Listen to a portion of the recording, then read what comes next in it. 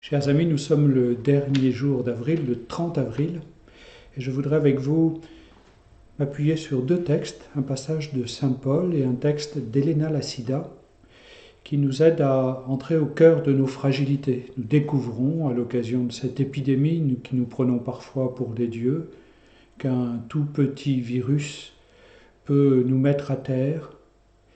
Alors, ce passage de Saint Paul dans la première épître aux Corinthiens, ce qu'il y a de fou dans le monde, voilà ce que Dieu a choisi pour confondre les sages. Ce qu'il y a de faible dans le monde, voilà ce que Dieu a choisi pour confondre ce qui est fort. Ce qui dans le monde est sans naissance, et ce que l'on méprise, voilà ce que Dieu a choisi.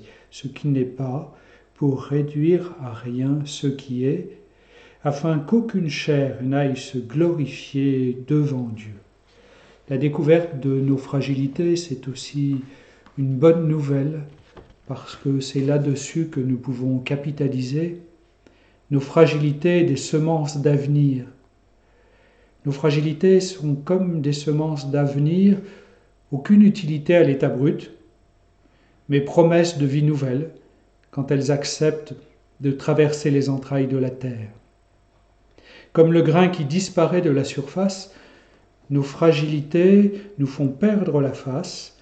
Comme le grain enfoncé dans la terre, nos fragilités nous enfoncent dans l'abîme.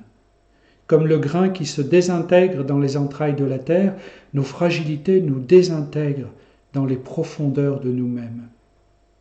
Qui pourrait croire alors que tout cet anéantissement couve un printemps?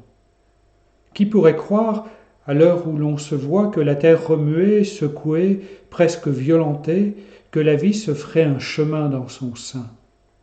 Qui pourrait croire à la vie quand on ne voit que la mort?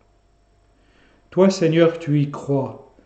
Tu arroses la terre avec la pluie de printemps. Tu la caresses comme chaque matin le soleil levant. Tu la berces chaque soir d'une brise légère. Tu y crois, Seigneur, tu accompagnes sa poussée. Apprends-nous à croire contre toute évidence et à vivre la perte, l'enfoncement et la désintégration comme promesse d'engendrement. Apprends-nous à espérer contre toute espérance et à traverser nos fragilités comme le grain qui traverse les entrailles de la terre. Apprends-nous à attendre contre toute impatience et à voir dans nos faiblesses, dans nos limites, les germes d'un nouveau possible.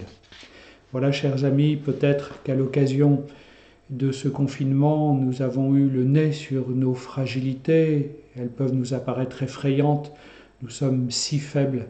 Mais en même temps, c'est une bonne nouvelle parce que cela nous permet de nous remettre debout et de faire toute la place à Dieu avec son souffle de vie et d'amour.